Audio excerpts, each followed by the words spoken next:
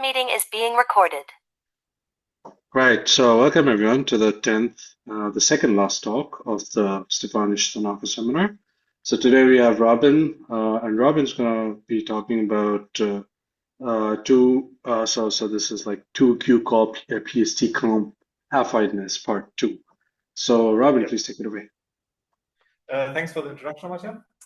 So exactly, we're going to be talking about 2Q call PST comp X afffineness, which is the proof of this main afffineness result from Stefanich that we'll be using to do Tannaka Duality. Okay, so quick recap. What happened last time? One, we introduced these two functors, phi of x and gamma, together with some superscripts, enhanced and compact x dash. And what do these things do? They're joint functors. This is the left adjoint, this is the right adjoint, as you would somehow expect for something which is some sort of global sections functor and some sort of associated quasi-coherent sheaf or quasi-coherent stack functor. And what more do we learn? Phi of x is a functor which goes from modules over this connective quasi-coherent sheaves in complete quarterly categories to this other category 2Q call PST comp. Yes, and so this preserves Lex functors and limits along Lex transitions.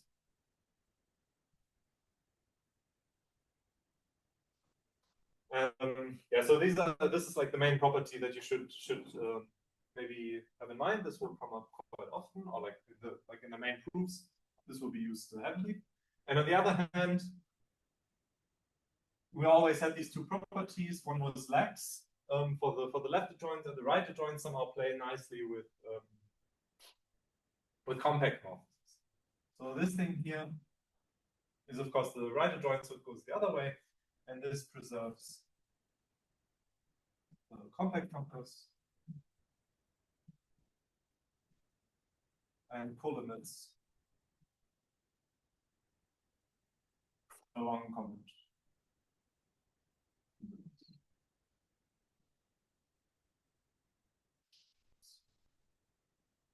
Okay, and so this is somehow what we saw last time, and this time we will see the main theory, which is the following: X QC geometric stack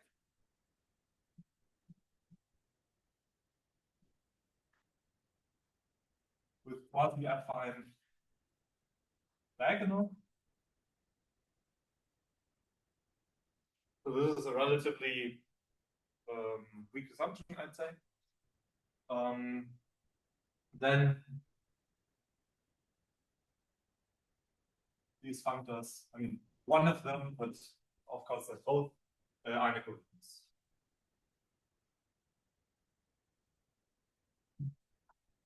All right. Okay, so that's what we're going to show by basically using all of the tools that we've assembled in the seminar so far. So, how do you do this? Once again, maybe you remember your first course in category theory. What are equivalences? It's something that is fully faithful and essentially subjective. So we're going to show these two things. And the first goal is to show that it's fully faithful.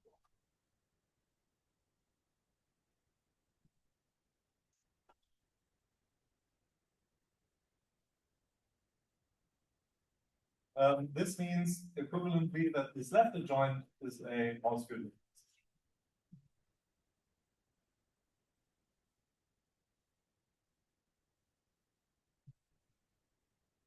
just as a reminder. I mean, we'll basically these are of course interchangeable. So take either one that you want. Okay, so we start off easy. There's some more. Last time when I did a talk, there were all of these descent statements to show this this tensor product formula, and this time is no different. So there's again some sort of descent that we will have to do. So we start with x geometric stack.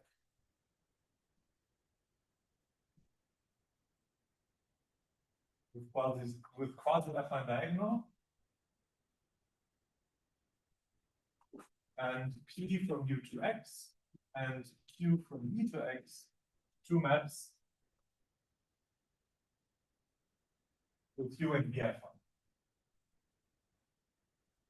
And now we might be interested if we can somehow understand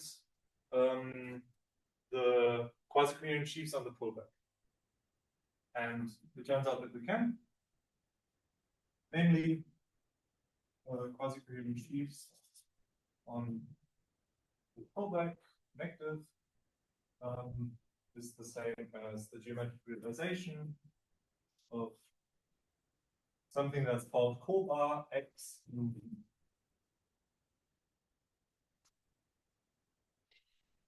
So let me tell you. Oh no, this is wrong. There's a Q promise. Sorry.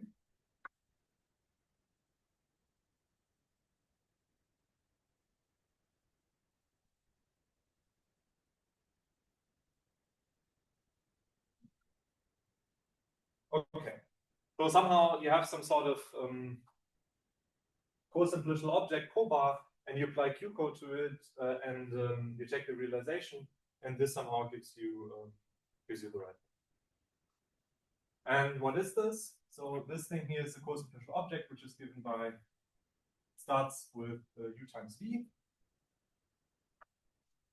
and then you can go to U times X times V, once by mapping U to X, and once mapping V to X, and in the other direction you just forget X. And then you can somehow go on to U times X squared times V, and then so on. And here somehow the outer ones are always mapping U or V to the X, which is next to it. And then the middle ones are given by taking the diagonal of X. Yes. So this is this thing called a cobar. This is somehow a cobar construction. This is why it's called cobar. Okay.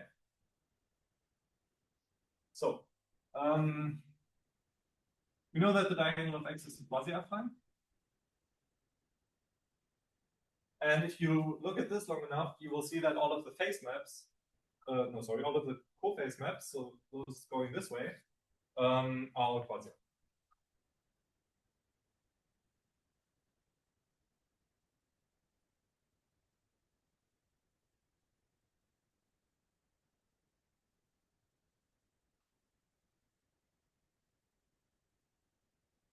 Okay, and now we use statement from SAG. It's 2.5.4.3, which tells us that in this case, if you have a quasi-affine map, then the push forward on quasi-coherent sheaves preserves coordinates. And this implies that then this push forward on, I mean, not the push forward, but somehow the right adjoint to these pullback maps in QCO preserves coordinates. This is something we saw at the start. Somehow to check whether the right adjoint on the level of coordinate categories preserves coordinates, you could instead first take the stabilization and then take the right adjoint and check whether it preserves coordinates. And so the phase maps of the thing where we apply QCO are compact.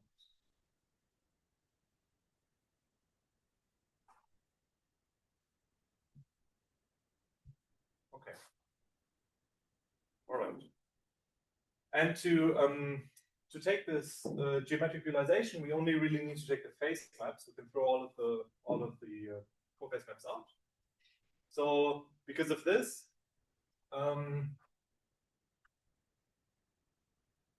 this co-limit on the geometric realization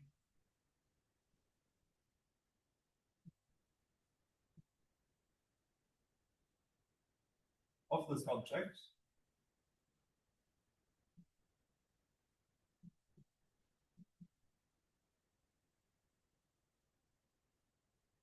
is preserved by going out of complete Grothendieck categories and embedding to PIL. This is something that we had seen at some point, that if you take that this thing has colimits along compact transitions and that they are preserved by inclusion to PIL. All right, and so now we don't have to compute it in this category that we don't understand, but instead we can compute it in PIL. And because and this somehow what does us get this? In here we can't stabilize. In here we can stabilize. So it turns out that it's enough to show two things. The same statement, but without all of the connective parts.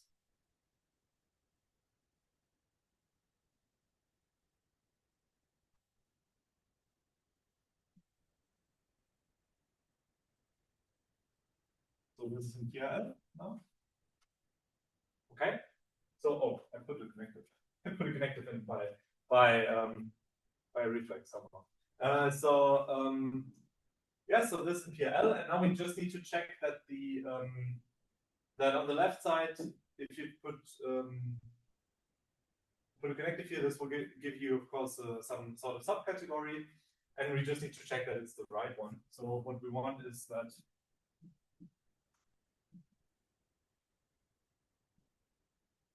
it's generated under colimits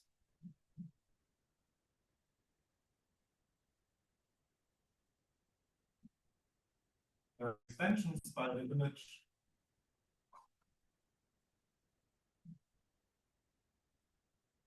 of the pullback from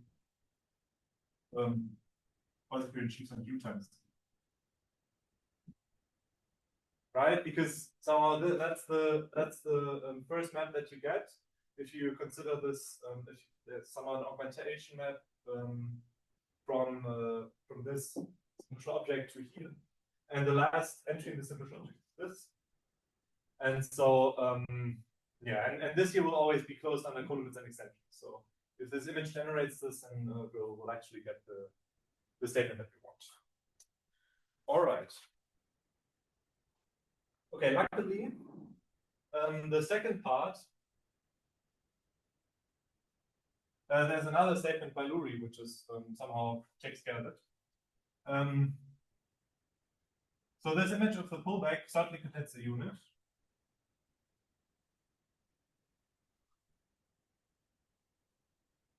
But the pullback is quasi-affine. Basically because the diagonal X is quasi-affine and U and B were affine.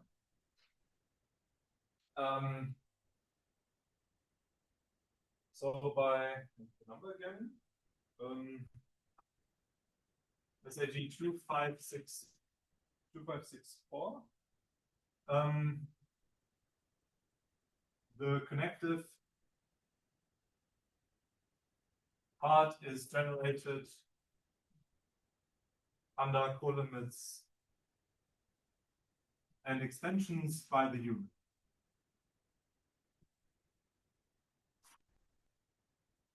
Yes. So it's in particular generated under this by the U.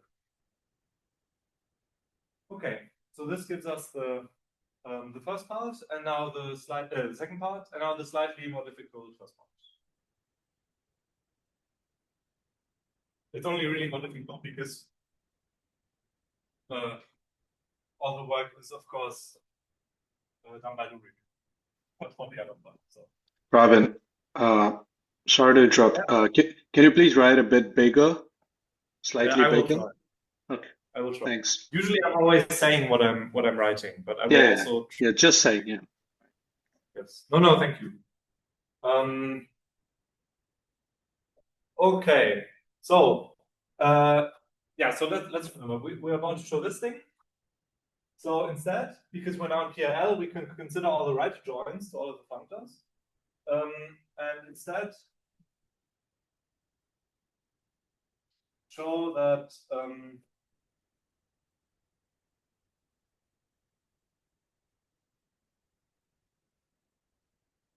Sorry, I should write bigger.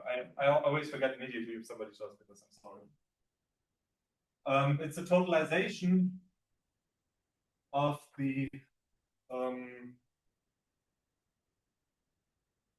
so we still take the same simple object, but now somehow we don't take the pullback functoriality on QCO, we take the push forward. And because of this, I will put a little star here.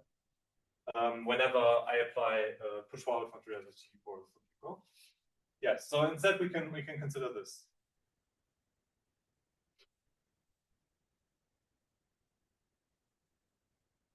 Okay, so now let us consider the. I'm not quite sure what to call this. It's either the décalage or the co-décalage. Maybe this one I'll call it the décalage. With this thing. Co-décalage, because I don't know. I mean, usually décalages are taken of simplicial objects, and this is co-simplicial object. So I don't know. So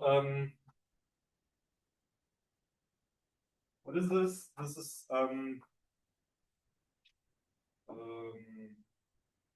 is the co-simplicial object.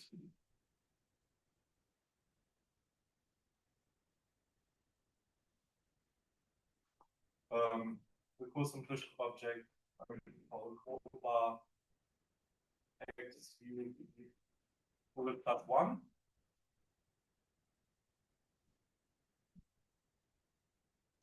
By composing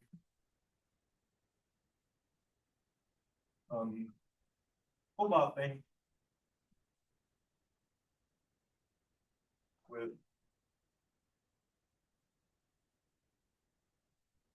this map from delta to delta, which just adds a point. So what you do, you shift all of the entries by one to the left. So you forget the first entry and you shift all of the other ones to the left, and you like forget the first phase map, possibly the last phase map. One or the other. I think the first. Yeah. So this gives you and also full phase map, and this gives you another object. And okay. And if you think about it for a second, you see that you get a map.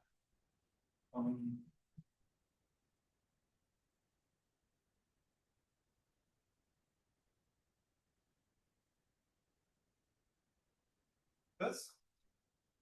Somehow this is then exactly somehow the phase map that you threw away. And also note that this décalage is always so. What is the first entry? The first entry is u times x times b. Here it would be u times b. So there is a co-augmentation u times b to over x plus 1. And I mean, this is over x 0. Yes. And this turns and this is now becomes an augmented or maybe co-augmented co-simplicial object, which is split.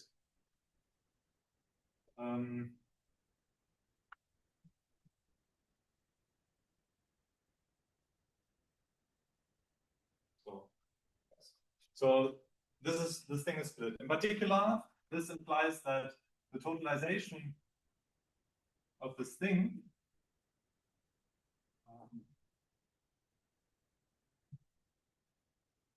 this is just going to be exactly the 0th point.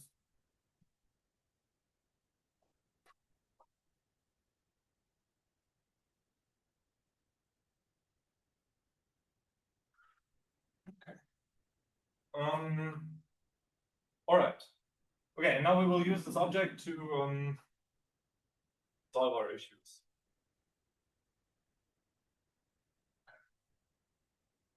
We have Cartesian squares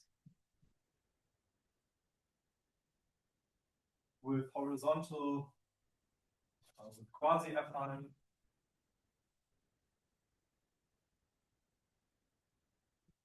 horizontal arrows, like such.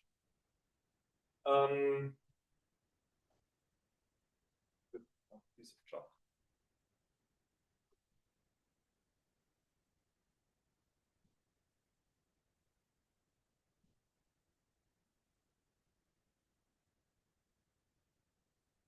Okay, that might not be so crazy, but bear with me. So we have this thing, and then we also have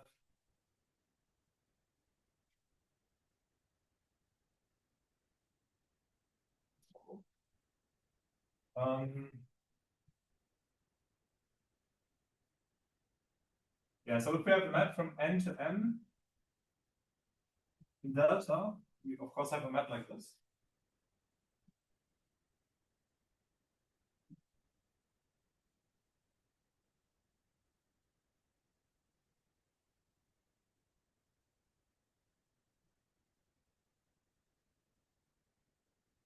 Okay, and then we can also get a Cartesian square like this. And here you need to be a bit careful. This is for fine.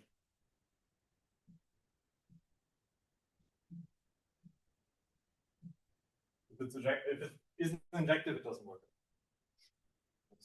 Okay, and then there is a proposition in SAG, which is 2.5.4.6, which then tells us that if we apply quasi-coherent sheaves to these,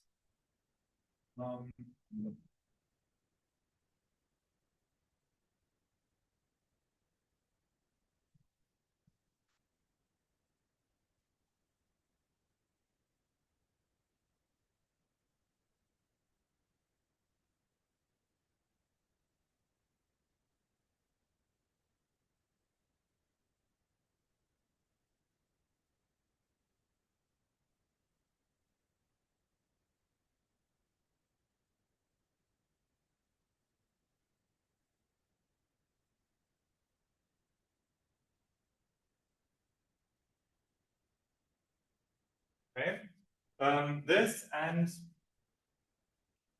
I'm going to write similarly for the right square. These we can consider these two squares, and they are vertically left adjoint.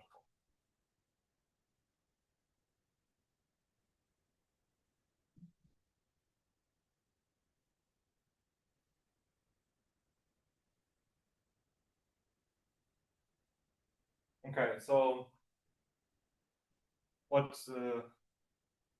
gives?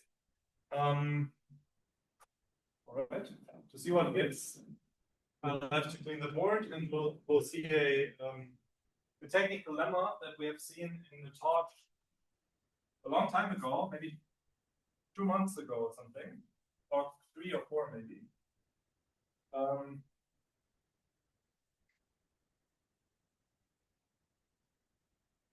Which will give us, at least to me, a pretty somehow surprising result of how to conclude.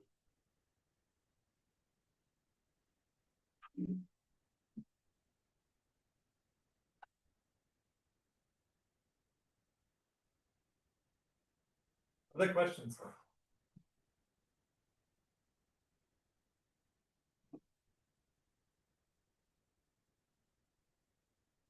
Not so far. Okay. All right. Maybe one more thing. Maybe you can already see if you look at these squares that we can somehow fit these together, right? I mean, this is cobar 0, this is cobar 1, and so somehow you can paste these together. Yeah, so that might be relevant, because in particular you can then of course paste this thing together with these squares together. The like large outer square is also vertically left jointable. All right, and now let me do the technical lemma.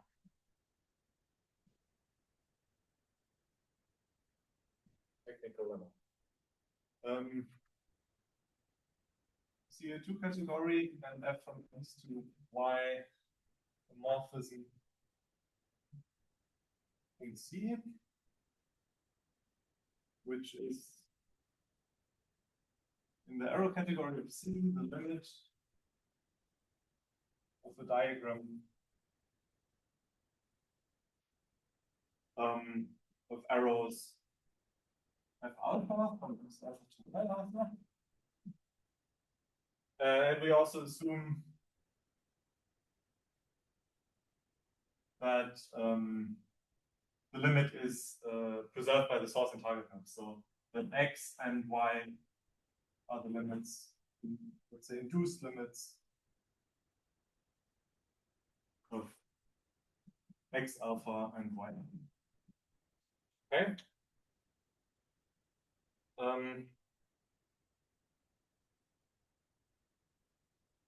Assume that for every alpha to beta, the square X alpha to Y alpha to X beta to Y beta. Okay, I mean it's just the square that you can build from the diagram is vertically either right or left adjointable.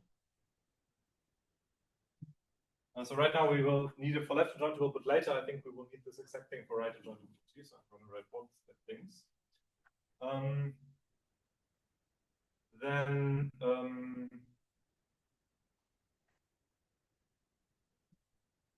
Then okay, and now we consider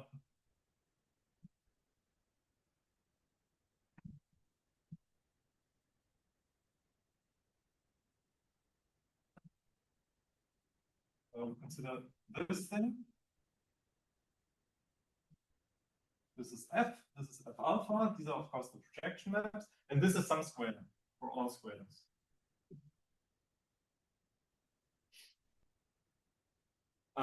So for all such squares, such that we have F on the right, I don't have room for the same thing anymore. Okay, so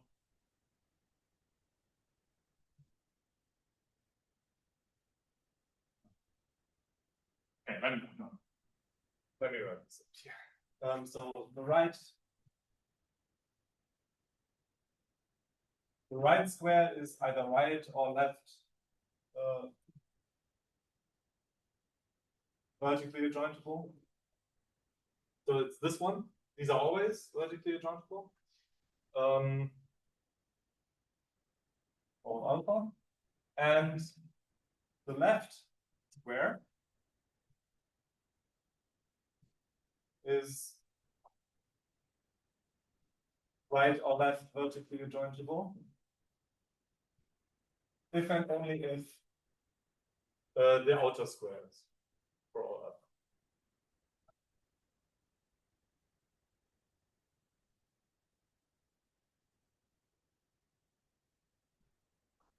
So this gives you a criterion. So somehow, I mean, this thing being, so this first statement is maybe slightly less important, but this gives you a criterion on when you can check that a square where the right thing is some sort of limit is vertically jointable, and it's if and only if after all projections down it's jointable.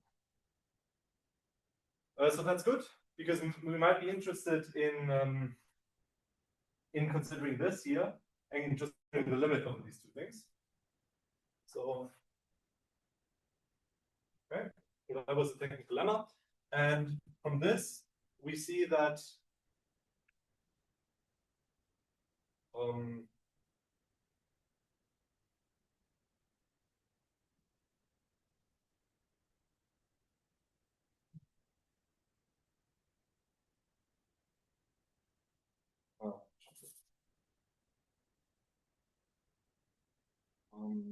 this is 0. Okay. Then here on the right we have the totalizations of QCO, COPA, XUB,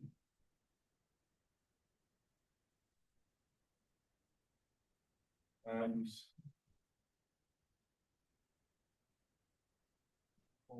COPA, XUB, plus 1. Okay, so we consider this square, and we can ask ourselves, when is it vertically left adjointable? And this lemma now tells us, right, after every projection here, but after this projection, this square is just given by these two squares, this and the one I didn't draw. And it's slightly higher.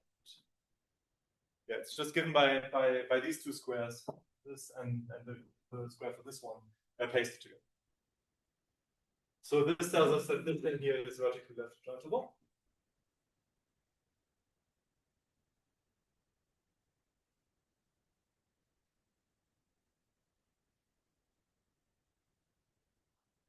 Okay, but somehow, okay, might not look so interesting.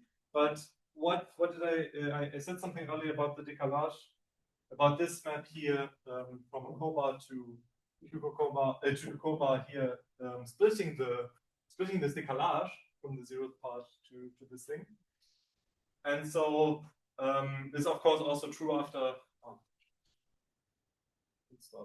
applying QCO. So this thing here is an equivalent. And so, okay. And now here comes somehow the kicker. We show that these two arrows are monadic, and then we wondrously conclude. To me, this argument is pretty slick somehow. This left thing,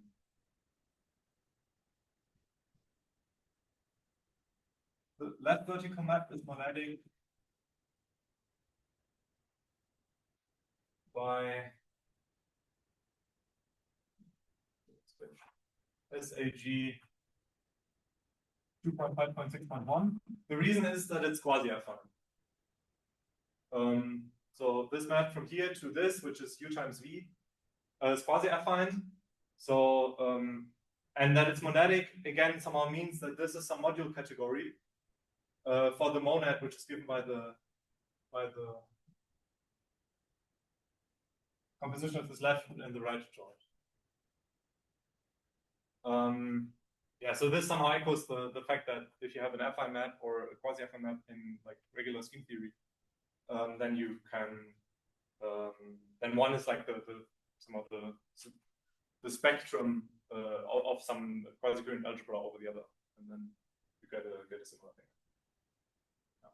So this is the reason why the left map is monadic, and the right map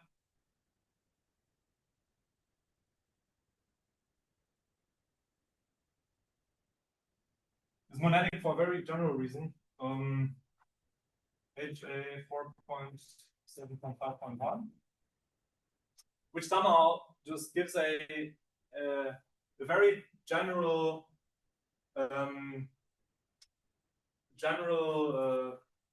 thing when somehow the projection from a limit to one of the entries, which I mean, because of this equivalence, this here is just the 0th entry of this thing, when this is monadic. And in this case, it's true. So, okay. So both of these are monadic, but now the point is, one is for this monad on here, and the other one is for this monad on here. But by this equivalence, of course, I mean, you can translate the monad from here to here. And then if we just walk through, like the thing on the right is modules for this monad, and the thing on the left here is modules for this monad, which is the same because we went here. It's the same as going here by commutativity. And then this here, we can exchange to this by left adjointability. So by left adjointability, it's the same as going here, then back, and then up and down. But going here and back is just identity because it's an equivalence. So thus, it's also this one. So by left adjointability, the equivalence identifies the moments. And thus the top map is an equivalence.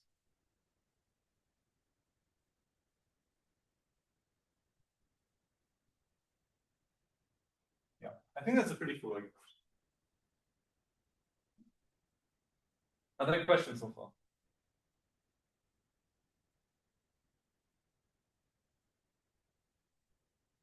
Okay. All right.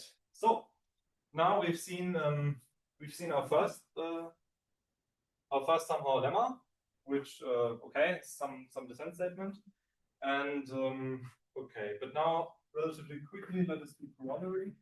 Also, I think I'm too slow, so yeah, I'll just say this rather quickly. So in this situation, we can consider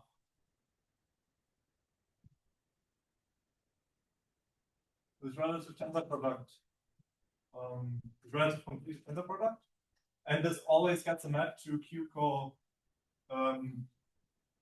of the fiber product, right? And this is an equivalence.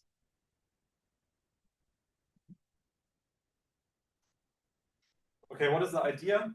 The idea is use the tensor product formula.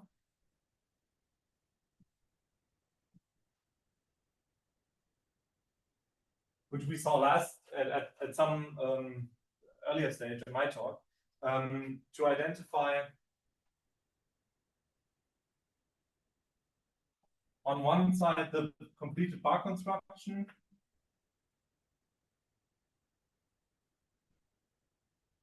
of the connected parts of QQ and QQ over quadrilaterals on X,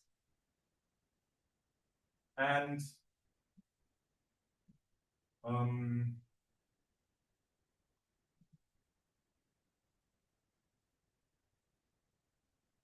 this thing,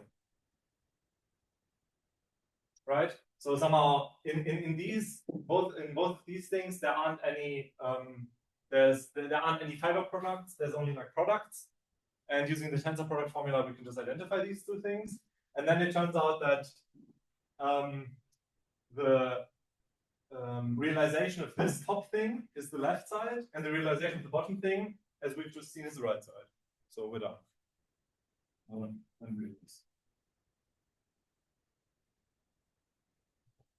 Of course, you have to check that somehow the map to, like, there's two augmentation maps here, and you have to check that the square commutes.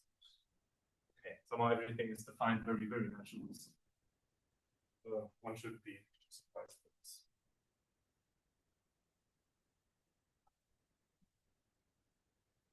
Okay, so this is the upshot of what we've just done.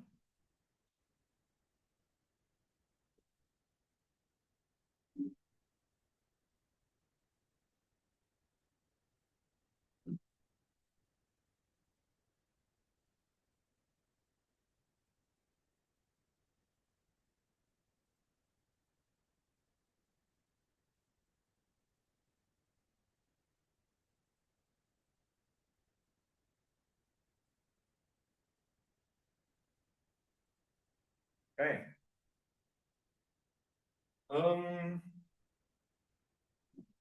All right, now another lemma that we need, and then we can start with the proof of the localization property. So we start with a square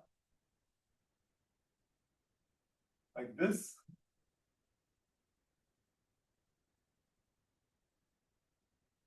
Commutative square of admissible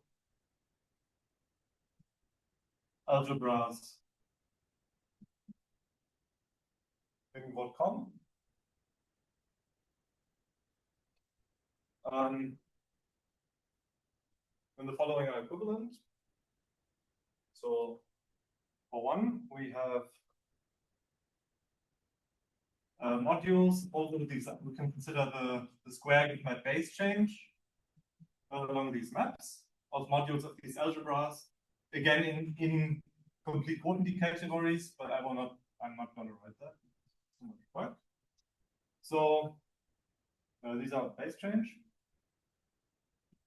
is vertically, I'll probably write it. Is vertically right adjustable.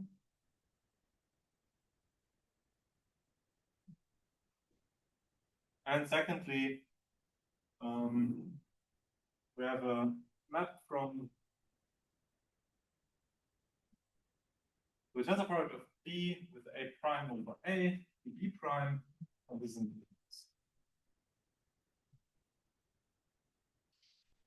okay. Just as a quick reminder, what does because I think I will probably also skip this. What does being right adjointable mean? It means, hey, there are right adjoints here. That's the first half. Of course, there are right adjoints here, I think, because this is given by restriction of scalars. And then you can ask yourself somehow, if you go like this, is it the same as if you go like this? There's always a natural map. And so this means that for all modules over B, we have M tensored over. So you first forget that it's a B module, and you tensor over A with A prime, and that this is the same as tensoring over first tensoring to B prime, and then somehow forgetting that it's a B module. And if you check, if you plug in A, I think I wrote it the other way from yes. So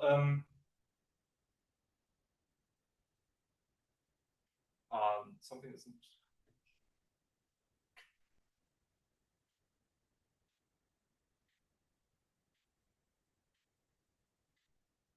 slightly confused. You want to start with the B module, then forget that it's a B module, and then tensor with A is the left side, and on the other side you first tensor over B to be a B prime module, and then you forget to A prime. That looks good.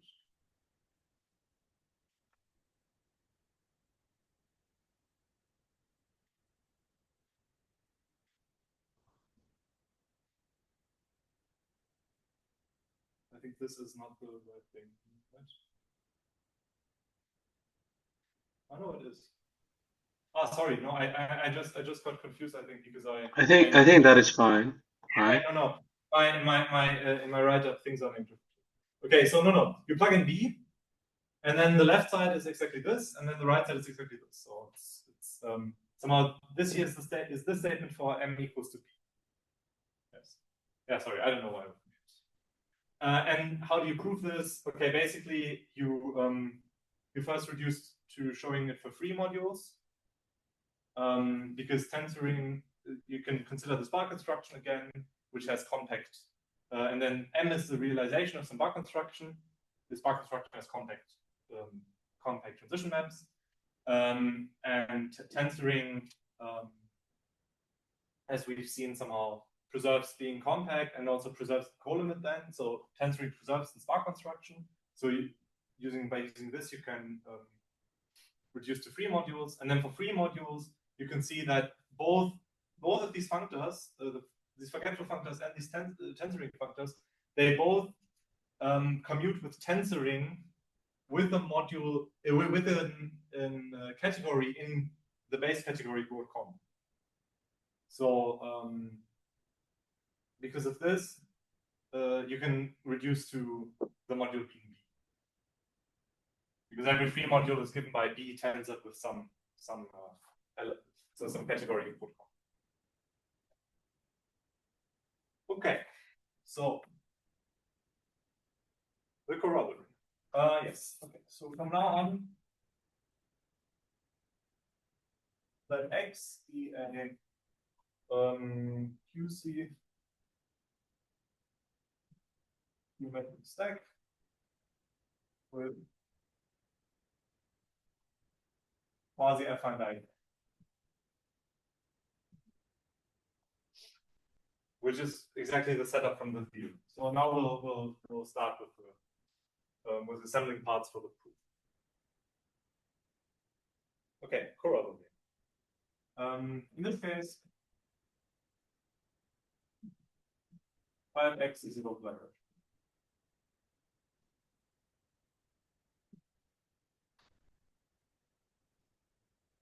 Okay, and now I'm attempting something to write less, which is a bit adventurous maybe, board space wise, but please ask if you don't understand something. So I'm going to write a big diagram.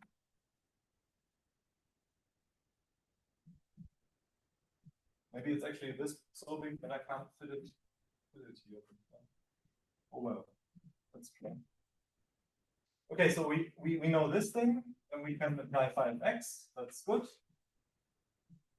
Both directions. So that's somehow the thing we're interested in.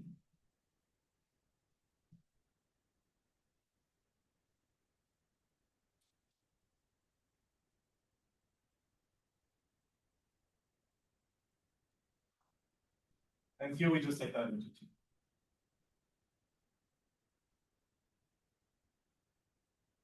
Okay, so first of all, if you consider this square, if you look at it long enough, you see that being a localization, a Gaussian localization, is the same as this thing being vertically right adjoint.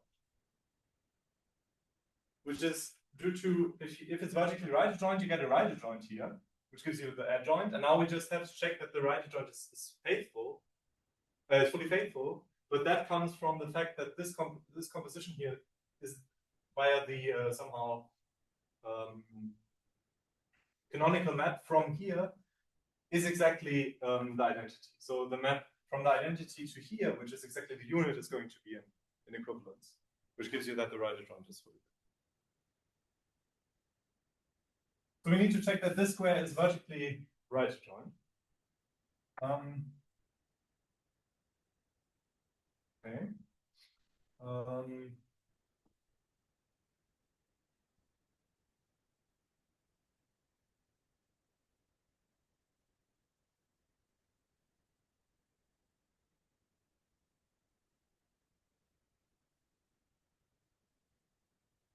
Okay. So if we have a map,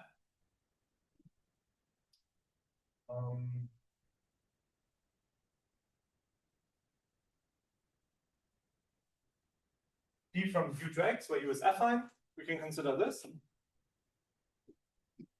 And we can also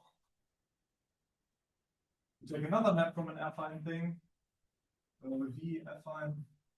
So this map should be basically flat and V affine.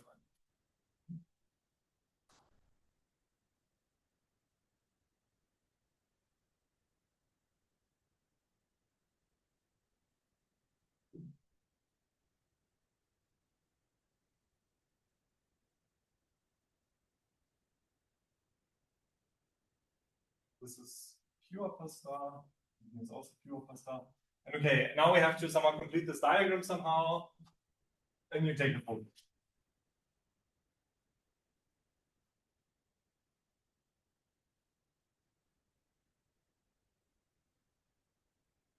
And then, okay, there are some maps, Q prime and P prime, coming from the pullback that you can pull back. Okay, so now we have this big diagram. And to show is that this thing is vertically right adjoint. To show upper left, vertically right adjoint. Okay, but by the technical lemma, these here are just somehow basically defined as limits over all of these.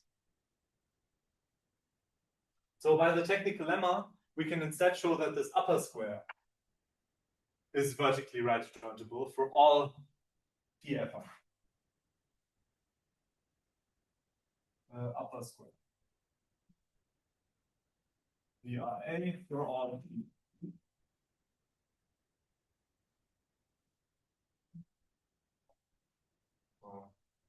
I'm just going to write for all PFI.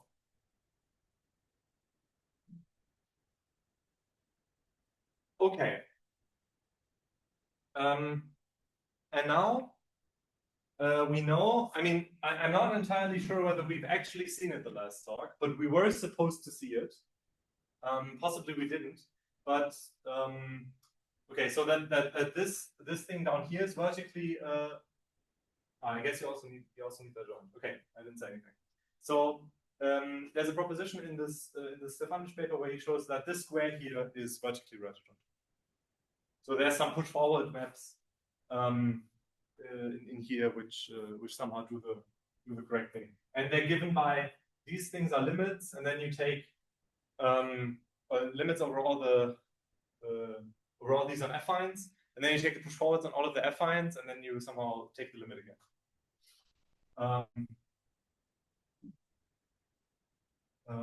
Know that the lower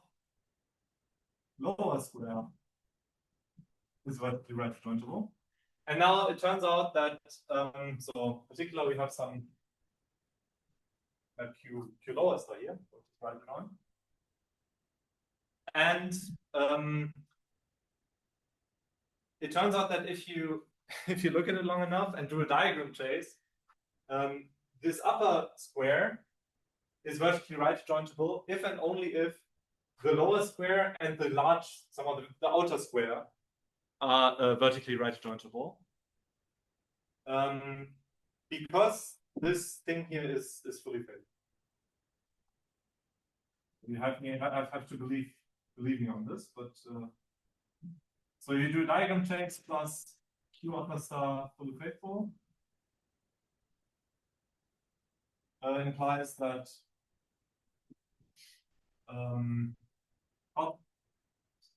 upper square via A if and only if outer square.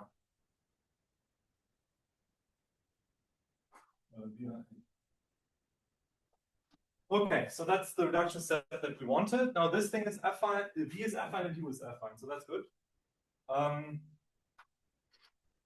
right, so let me again.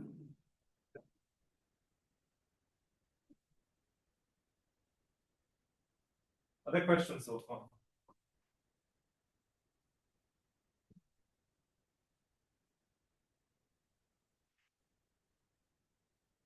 I don't know. I'm good, but this is very cool. All good so far, yes?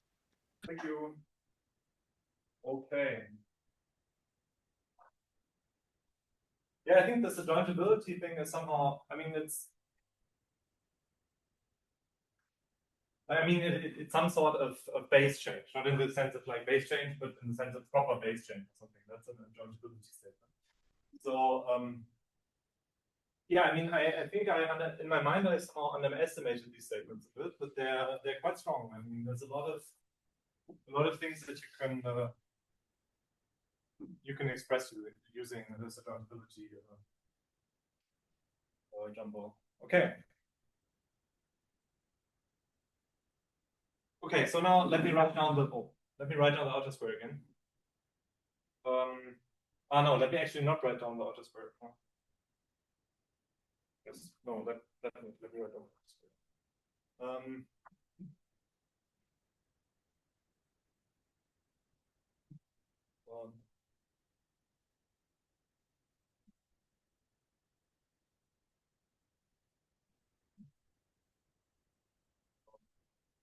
The upper star goes to 5x.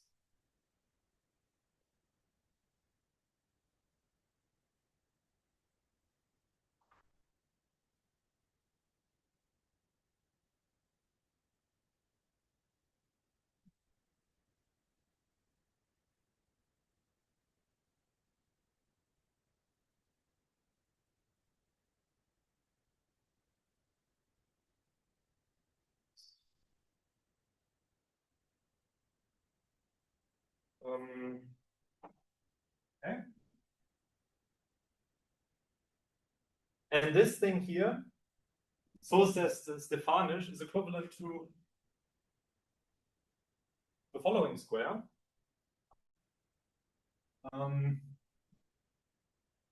Lot of piece of chalk.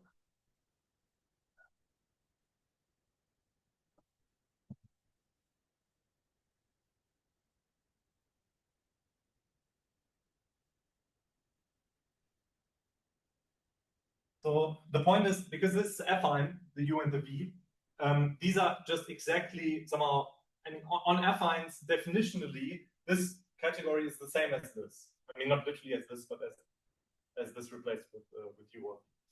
So this is definitionally this multiplication.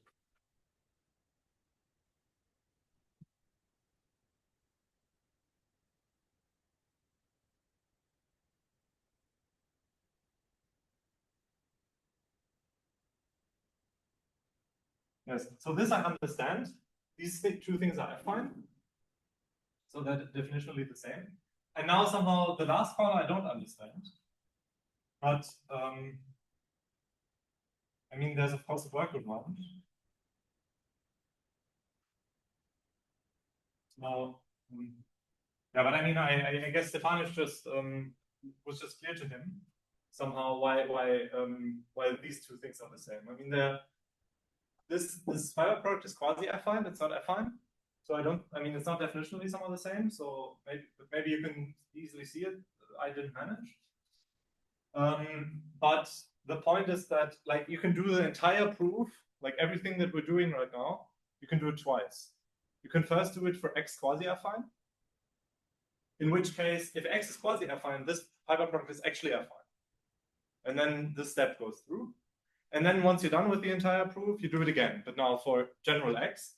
But now you already know the statement for quasi-affine things. And so then you can do this reduction step. But I'd rather present it like this and not like, I mean, I didn't know how to do it else.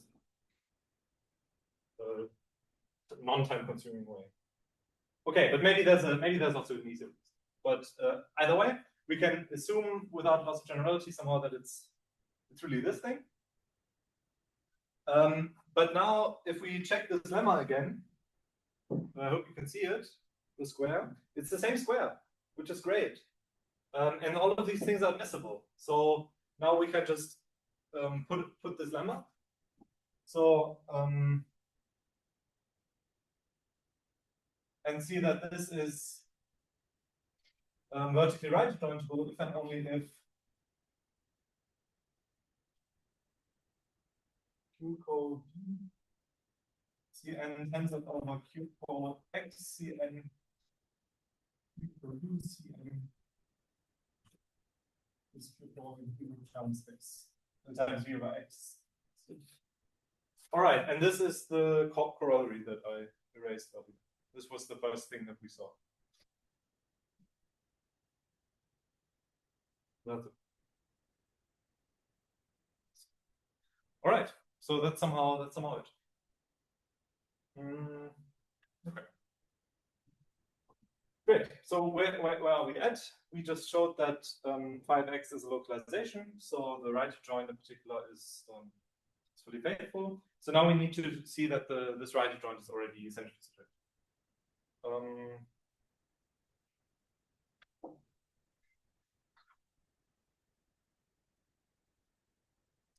Okay, so the lemma is warm-up. So we start with some free thing.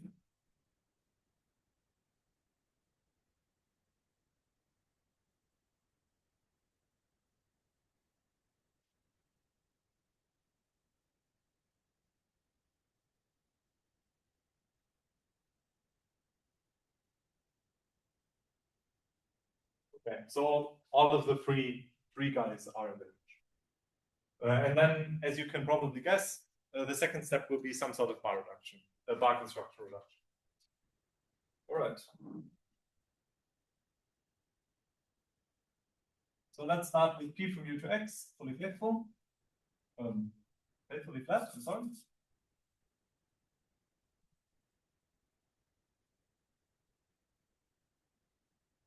You are fine. And let U bullet be a check.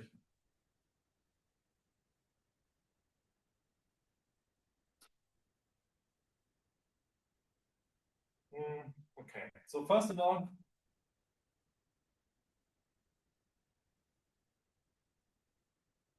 we can consider all of the entries in the Czech nerve. and show that the associated thing is this in the image.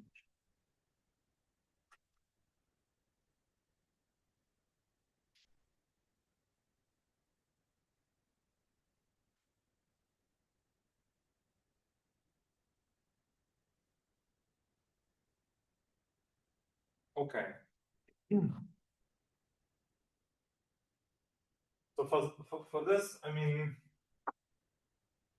maybe we don't want to consider this thing, but we could also take the sections over UN and then forget that it's defined over UN, and maybe this is good enough. So if we consider the square.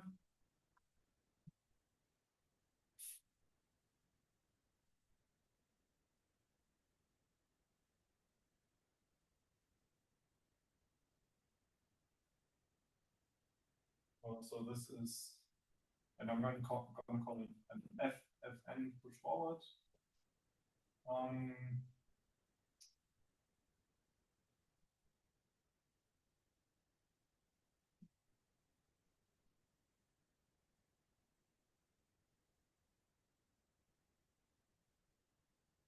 And this is these are these sections. Over UN and over X. And on the last part, here we just have the forgetful function. This thing commutes. And thus, enough. This thing over here lies in the image of this function on the top.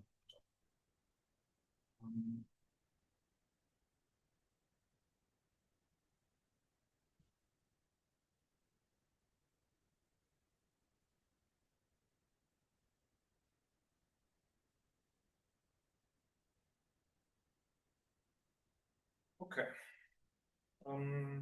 Yes. So thus we've arrived at our initial statement, but now we've replaced x by un, which is good because un is quasi-affine. So replacing x by un, we can assume that x is quasi-affine.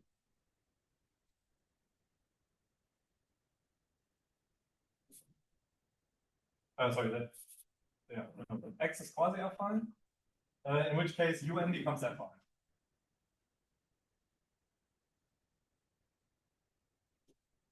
Comes affine, and then this is an agreement. Okay. So this concludes that this is an image. Of course, we cannot assume that somehow x is quasi-affine for the entire thing.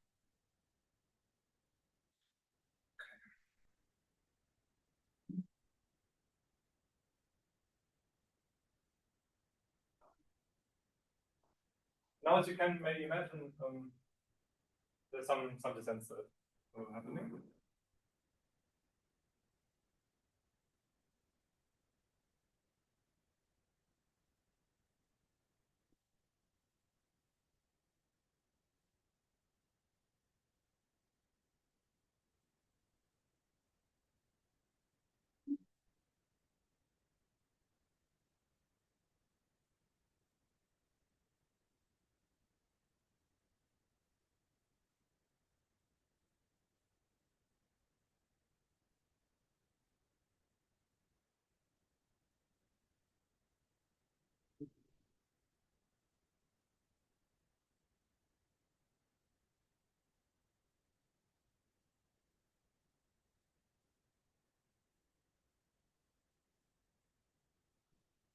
Okay. And now,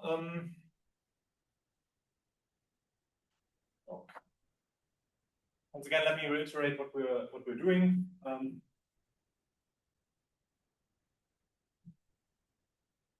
So this lies in the image.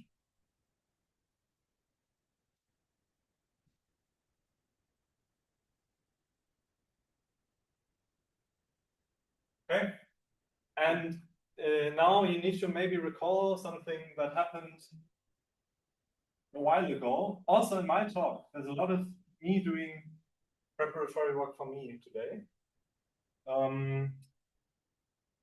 So we had seen in my talk that this thing here is the totalization of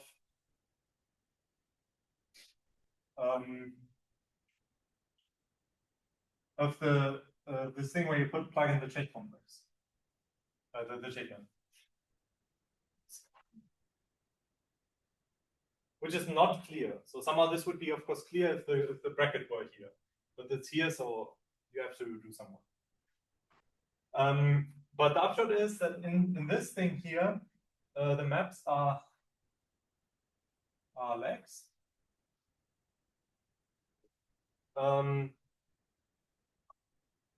Which is just, I mean, this censoring preserves laxness. I think we've seen this several times. So in particular, after you apply phi, there's still lex.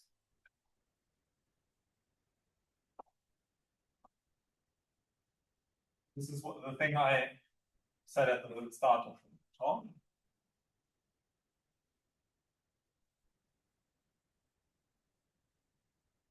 So these are lex as well. So that is good, because this means that we had seen at some point that whenever we have basically in all of the categories that we were interested in, both in this in CodeCom and also in this 2Q thing, whenever we have a diagram of lex maps, we can take the limit. Yes. In particular, this totalization thing exists.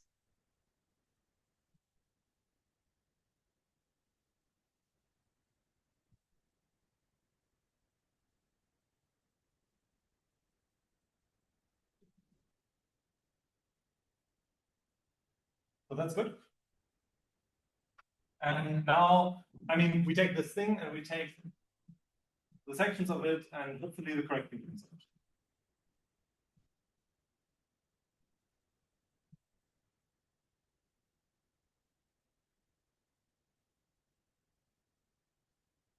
Okay, so first of all, this is the right adjoint, so it commutes with this totalization.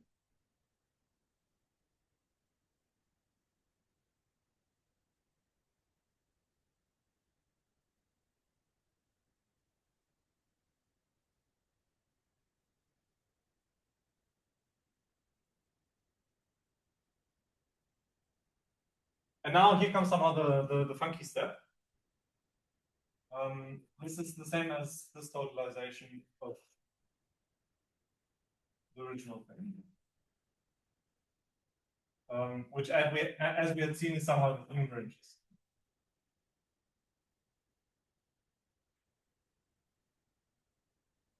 Okay, so why is this true? The reason is that we had seen earlier that all of these things here lie so somehow pointwise at each level, at each degree. This object here lies inside the image of this gamma.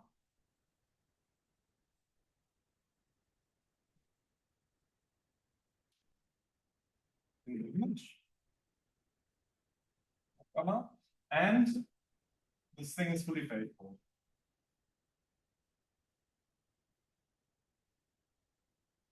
So this means that somehow you can not only lift these things pointwise, but you can lift all of the maps. So thus we can just write this as the image of some is it? The image of some co-simplicial object. Yes, that makes sense.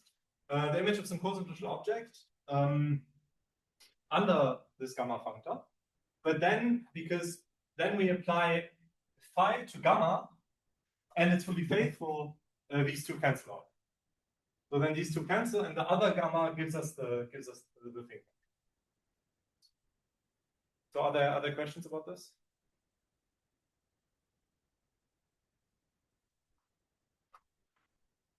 Yeah. But let me, okay. I felt like this was somehow slightly unclear. So let me so this is something like this, and then these two are the identity.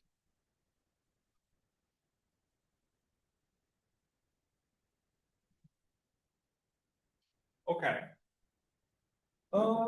Well, so this yeah, this concludes showing that the all of the free modules are in the image. And now let's do the theorem and finish the subjectivity. Okay, we've seen full faithfulness.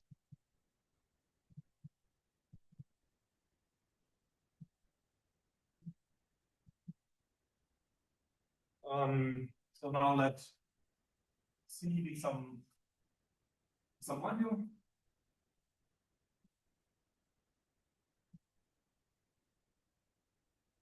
Yeah. And we need to check that the image that is lies in the image. So we have, let's see, is the the realization of the bar construction.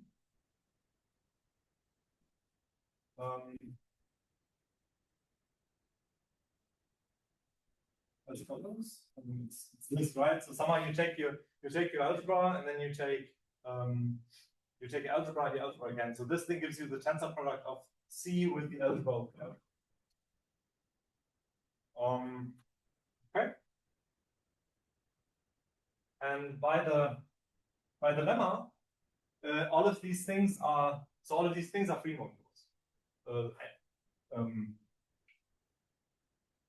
level-wise. So this thing is level-wise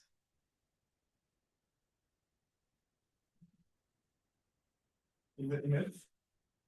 And now you might be suspecting that we will do the same trick again, and it's true. We can do the same trick again. So similarly to earlier, this shows that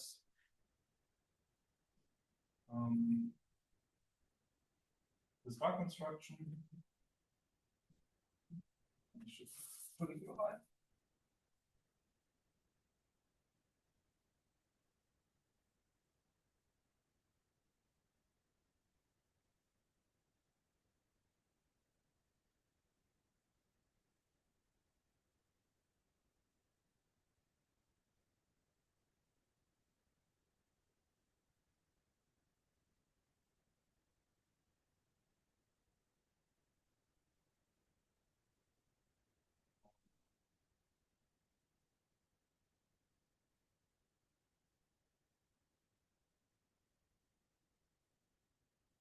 So it's the same bar construction again.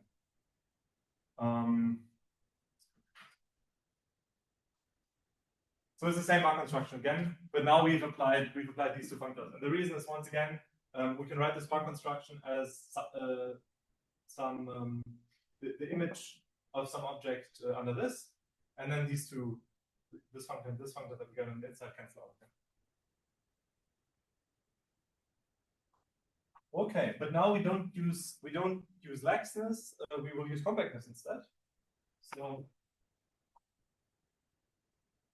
we can notice that the phase maps of this bar construction, after we apply phi x, are compact.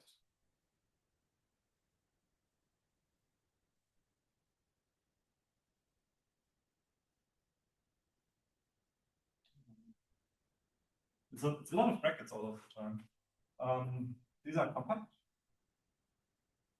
as, and I will tell you the reason after we think about it again.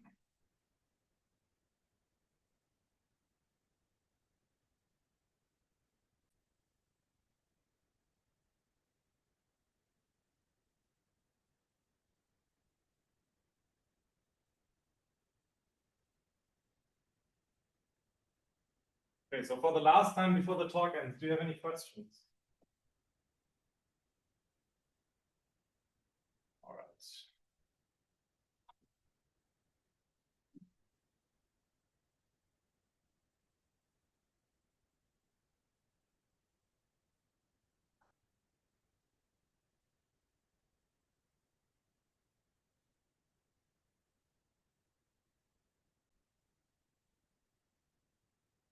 Okay. So these things are, these phase maps are compact. So what does it mean? So this is, so this is, so these are modules in complete coding categories. And then you apply this phi of x, so you get some object in this 2Q comp thing. And there we said that a map is compact if and only if the pullback to all affines is compact. Okay, so let's consider the pullback to some affine. As for eta with respect to x, the phase maps of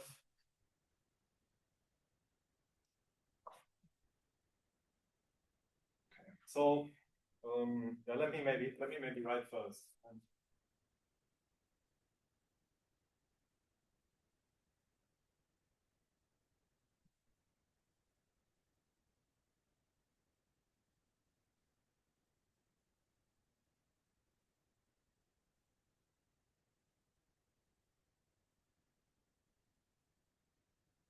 Yes. Okay, so we take this object that we're interested in to see whether the phase maps are compact. We pull back to an affine. And then on this affine, of course, now this functor gamma is an equivalence. So we can just go back to the module side, and this will now be some module over connective algebras over R. And so, sorry, over algebras over connective, over algebras over connective algebras over R. Over modules over connective algebras over R. I think that was correct now. It's easier to write than to say. So the point is that this thing here is the same as the bar construction of XCM model. It's this.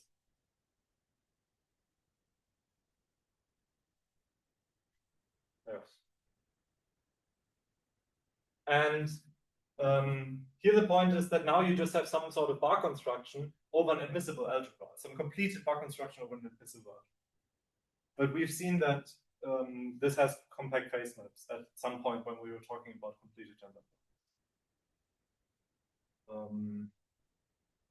This has phase maps.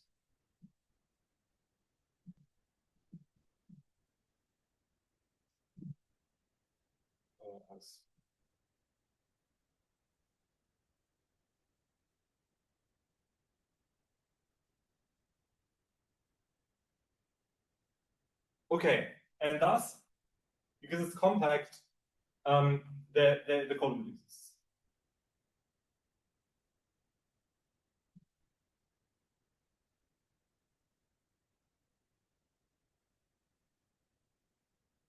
So when I'm saying all of the time with compact transitions, the co-limit exists, and with Lex transitions, the limit exists. These are of course things that we saw, I think, 2,000 talks ago when we were talking about this category 2Q core in more detail.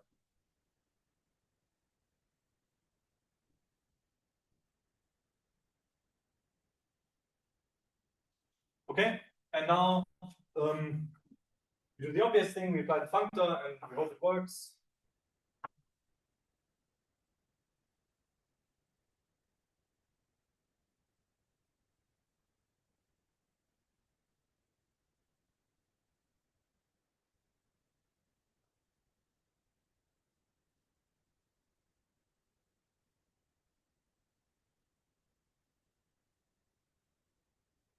Okay, and here the point is that this gamma functor commutes with colimits along compact maps, compact phase maps. So thus, okay, the same as taking the realization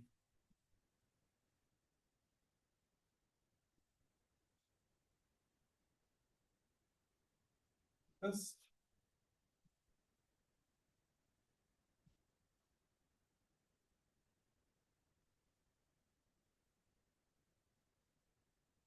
one thing. But now we've seen earlier, it's still on the board, that this is actually just this here on the right side is actually just the original Barkov solution.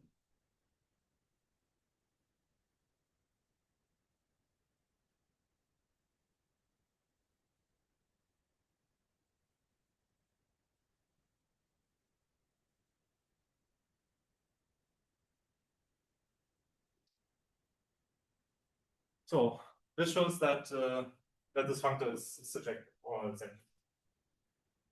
All right. Okay. Let me. So this shows the theorem. Let me quickly give one corollary or an application of this, which is at the start of the next chapter in the paper, and which I think the next talk will not have time to get into. But I think it's really nice and somehow tells you that these I mean, this is quite a powerful technical thing. Okay, so you take a span like this. So these are maps of QC geometric stacks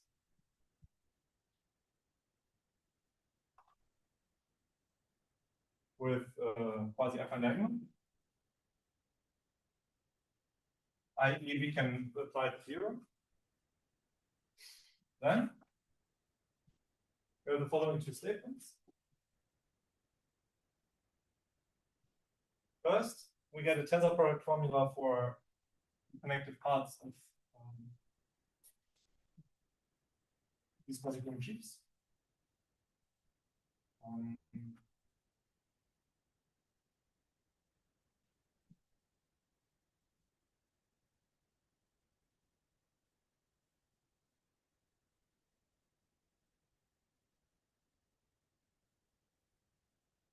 Okay. That's the first part. And then the second part, the analogous, I don't want to write it again, but the analogous functor on Q-core without taking the connective part is T-exact. And exhibits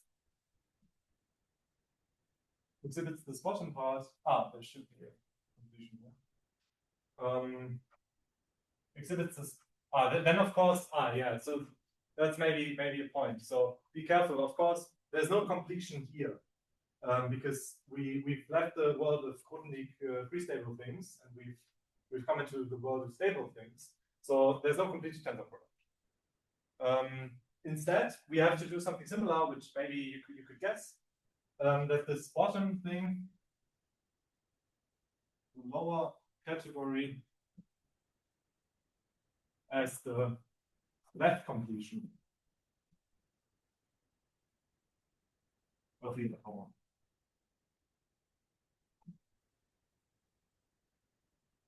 Yes. So that's somehow an analogous thing that you can do, of course, because under taking connective parts is exactly corresponds to taking this completion. Okay, so let me prove the first part, and the second part I'm gonna omit. So by the lemma, it's no longer there, which tells you, we told you when you have this sort of tensor product formula, it's if and only if a certain square of the associated modules is right adjointable, logically right adjointable. So I'm just going to write the so we start with Q calls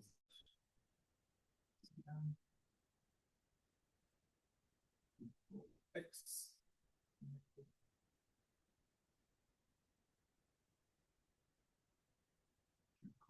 Y, and then the Bible. Okay, by the lemma, need to show that this thing is vertically right adjointable. But now the point is now because we have our affine statement, we can just replace all of these by the two QCO categories. And for these two QCO categories, there is this adjointability statement. That's the one that I said earlier when we did the proof with the big diagram, where the bottom was vertically right adjointable. So somehow on this categorified thing, you can you can do this adjointability statement directly, and then you can just translate it into this adjointability statement using the affineness, and this gives you this standard. Okay, so that's what I wanted to talk about. Thanks for paying attention. Yeah, let's thank Robin. And yeah, are there any questions?